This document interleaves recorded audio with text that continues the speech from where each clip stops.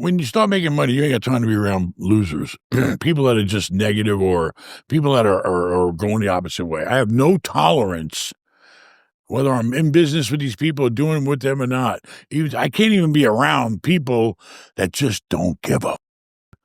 They don't care. They're just going through life, not trying, and they have the ability to try.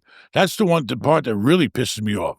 I've had people that worked for me that were smart. They had me to back them, and they still didn't do it. But they're worried about stupid shit like partying and chasing women or whatever, chasing men or whatever their priorities aren't in order. Their kids ain't living like they should. They just, I don't like being around people that they're going through life with just the bare necessities and not really trying, and they have the ability to try. If somebody doesn't have the ability and a nice person, I could tolerate them, like you. How do you balance staying financially secure while also enjoying life? Is it much of a calculation in your brain anymore? Like you budget a certain amount for certain things? I'm not a wasteful person. It's just like when I took my kid this weekend for his graduation present to the Bahamas, I could have stuck us in the van and made him drive 4 hours to Fort Lauderdale. Okay, I could have done that. And I would have saved whatever, few grand. $5,000, $2,500 there, because I had to send the plane back. You don't pay to keep it there and whatever. Anyway, I would have saved the $5,000 if I would have made him drive the van. And he would have done it, and he would have been happy, but you splurge. But, for me, $5,000, it's not going to make or break me. It made our life easier. It pressed him, impressed his friends, made us feel like they were special. And it was definitely, convenient. So, I don't waste money. I do things in moderation. You live your life in moderation, and then sometimes, I correct myself. I had a $500,000 Phantom sitting in the garage. And when the rates were going up, and I'm saying, oh, what the f***? I have $500,000 sitting in the garage. I barely even used the goddamn car. All right. I went through the whole car phase, so I sold it. $500,000, sitting in the bank at that time is 5%, even in a money market account. That's a couple of grand a month. I don't know. I just like doing what's practical and logical. That's the way I try to live my life. Do I live in a $30 million house? Hopefully it's $30 million. I don't know. The market right now is going down. But in Florida, you get a weird sense of buyers. It's different when you have a high-end house in Florida.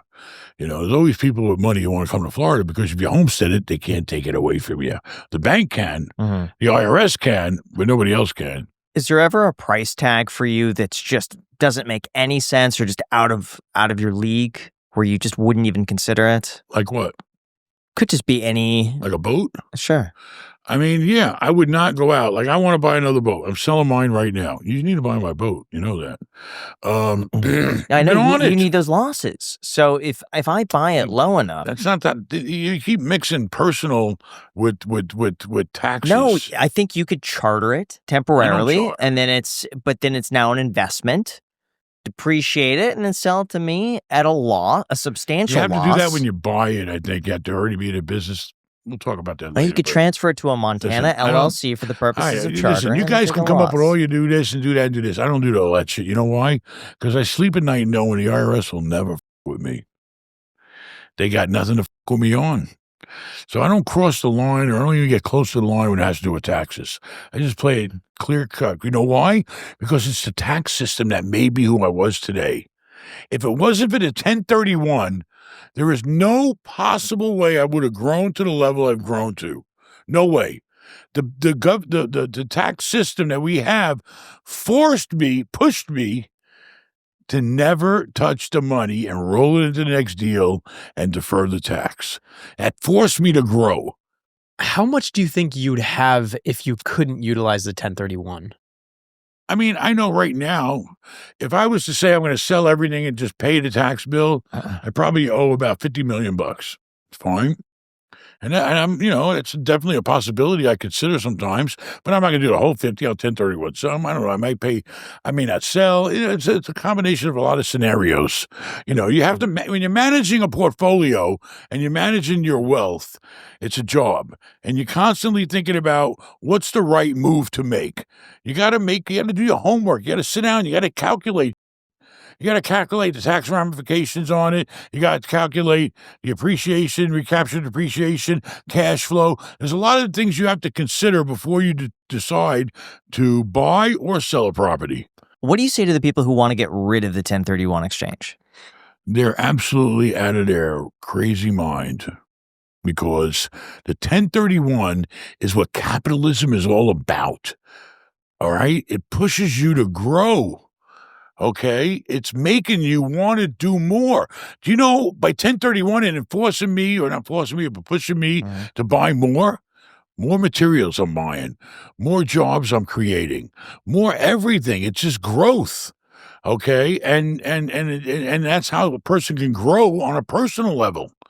It's a ticket to growth.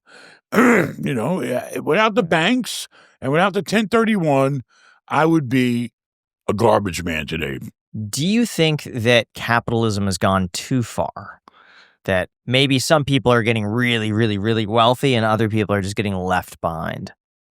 Listen, if people are getting wealthy legally, that's what it's all about. They're the ones putting forth the effort. They're the ones that are putting out the risk. They're taking the risk. So how can you knock somebody? Listen, I'm sorry, but I believe, because of the life I've lived, that everybody can try. They may not succeed as well as I did, but they can better their life. Okay? When you can go out and anybody can take one course and one test for what, a few $100 and get a license, and then get a loan from FHA and only have to put 0.5% down because your license, or 3.5%. You could go out and buy a fourplex for 3.5% down, right? Mm-hmm. I mean, we have these types of tools in our country that, enable you to get ahead, and you should take advantage of them. Now, what about the theory that wealth inequality, as it grows to a certain point, can't sustain itself, and you do get just a demise of the entire country when it becomes so unsustainable between the rich and poor? That overall countries do better when it's a little closer It's always together. been rich and poor. So now more people are rich? Is that what you're saying? More people are rich, and isn't more, that better? More people I've are never seen unhappy people being rich. You have the rich extremes, well, a couple cuckoos, but more extreme, and the poor more poor, basically. I don't see. There's becoming such a bigger divide. There's plenty of jobs out there for people. It's the individual, I think, that really keeps them down and keeps them poor. It's them. They need to train their brain to do positive things that are going to make their life financially more secure. Okay? A lot of people just don't have the mindset. They're worried about stupid shit. Okay? Or they get hooked on drugs, or they get hooked on gambling, or they get hooked on alcohol, or they're worrying about keeping up with their Joneses and their friends. People need to focus on themselves. Forget about the rest of the world. Who cares what the somebody's doing? Who cares? What are you doing? What do you got? That's what matters. You got to get a plan for your life, and everybody's got a different life. I never went one day to high school, okay? Mm-hmm. But I always knew that if an opportunity came my way, I'm going to take it. And that's what I did. I just kept taking opportunities and maybe going a little further than the average person wanted to go. So what's holding so many people back? Mentality. And what's causing that mentality, do you think?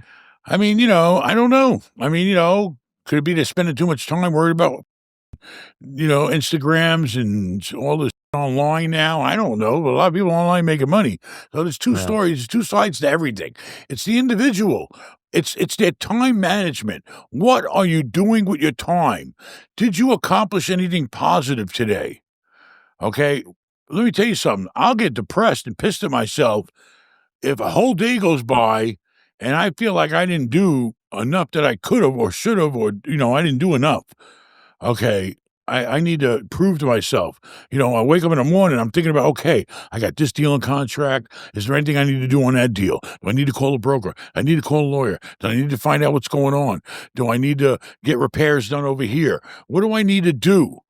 All right, you got to keep your brain focused on what you can do and what accomplishments you can make, and then you move on to the next thing. And next thing you know, you keep attacking things, you keep knocking things out, and next thing you know, then you look for more opportunities because you took care of the stuff you had to do. Where do you think lack of motivation comes from? Like all of those friends that you had when you were a kid and you were growing up poor, you're probably surrounded by a bunch of other people that were broke, and maybe they went in a different direction. Did you notice any strong distinctions? The problem with where I grew up was they had the ability. They had the intelligence even though they weren't educated. I grew up on the streets. But they just didn't know how to leave that world and apply the energy that they had and the talents that they had, from the street. They didn't know how to apply it in a legitimate way. If they would have taken the effort and been a little more patient and put it towards something positive and legal, then they all would have been multimillionaires. I ran into a guy the other day, and this guy, he made me a lot of money. He made himself a lot of money. I won't say his name, but he was a Cuban guy from Miami. And this guy just had a personality where he talked, and we became great friends. We were like close. Our families were close. Everything. We loved it. We'd go on vacations. We'd party. He loved to party. He was full of life.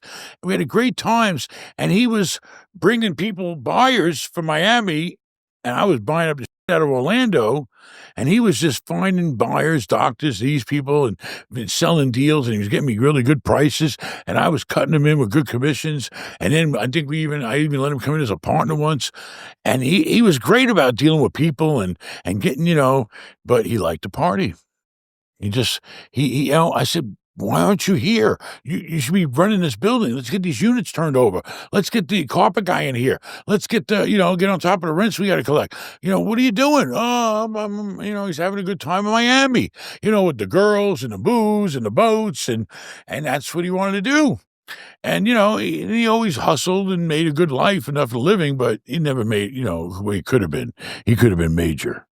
Does that frustrate you to see that people can't live up to their It doesn't potential? frustrate me. I just know that when you show me that you're not on the same road as I'm on, then I got to get off the road. Or you got to get off, or whatever. I mean, the way I live is, listen, if I feel you're a productive person and you're positive to be in my world, then I'll give you the shirt off my back. I'll work with you. Listen, I love to help people. I mean, that's been, honestly, all right, it may sound corny, but put it this way, money can't buy it. I'm not going to say it's better than money, but money can't buy the satisfaction I get when I take somebody and help them go to another level or better their life. I've had some serious stories of people personally coming to my events and telling me, I've had like guys that I know had a wicked past, a very bad past, or they were in the game or gangbangers, whatever you want to call them. And they tell me this story because of watching me and knowing my story and doing what I did. And they now take care of their kids, and now they're not getting in trouble. And now they're they feel so good about themselves that they'd be dead or in jail like I was going to be.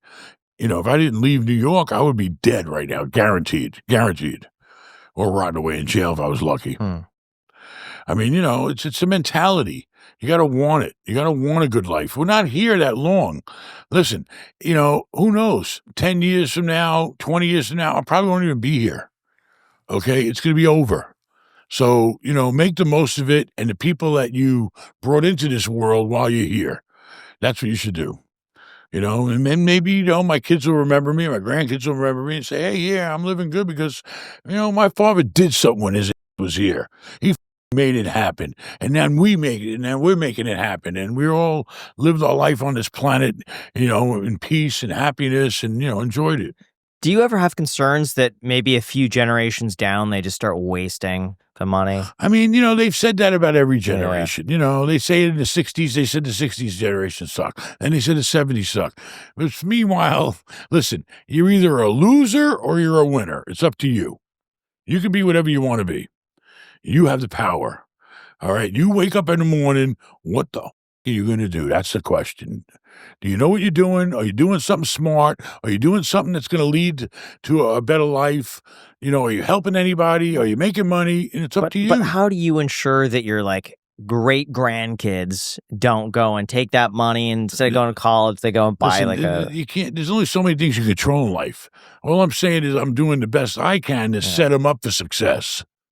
Now, hopefully, my kids now are going to set their kids up like I set my kids up, and then their kids will be, and we'll all keep living and growing in that same mentality, okay, by our living experience.